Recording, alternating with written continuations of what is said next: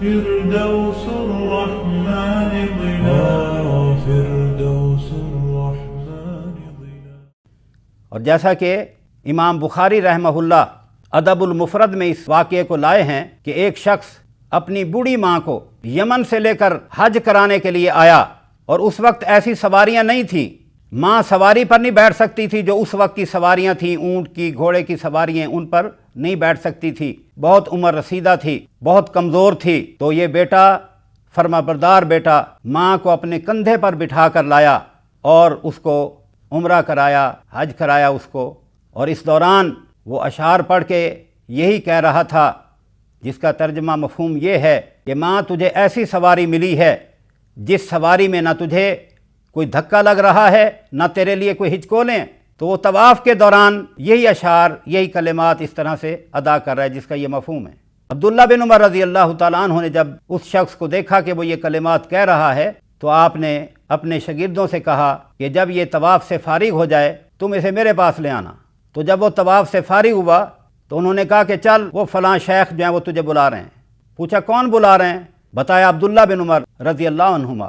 تو وہ شخص کہنے لگا بہت خوشی کی بات ہے، میں تو یہ چاہتا تھا کہ ان سے ملاقات کروں۔ چنانچہ وہ شخص عبداللہ بن عمر رضی اللہ تعالی عنہما کے پاس آیا تو انہوں نے پوچھا کہ تو یہ کیا کلمات کہتا ہے؟ تو اس نے بتایا کہ میری ماں بہت بوڑھی ہے، کمزور ہے، سواری پر نہیں بیٹھ سکتی، میں نے اس کو یمن سے اپنے کندھے پر اٹھا کر لاد کر لایا ہوں، اور اسی طرح سے میں نے اس کو یہ طواف کروایا ہے، اور میں یہ کلمات اس طرح سے کہہ رہا ہوں کہ میں نے اس کے ساتھ یہ سلوک کیا ہے۔ آپ مجھے یہ بتلائیں کہ کیا میں نے اس کا حق ادا کر دیا ہے؟ تو عبداللہ بن عمر رضی اللہ تعالی عنہما نے فرمایا کہ جب تیری پیدائش کا وقت تھا تو زچگی کے حالت میں تیری پیدائش کے وقت جو اس کو تکلیف ہوئی ہے اس کا ایک حصے کا حق بھی تو نے ادا نہیں کیا۔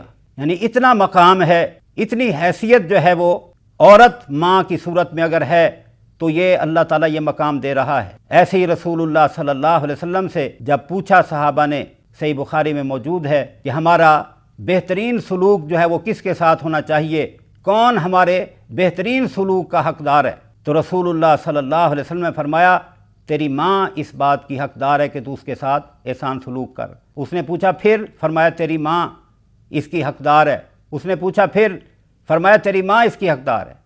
اس کے بعد تیرا باپ، پھر جو درجہ بدرجہ قریب ہیں ان کا حق ہے۔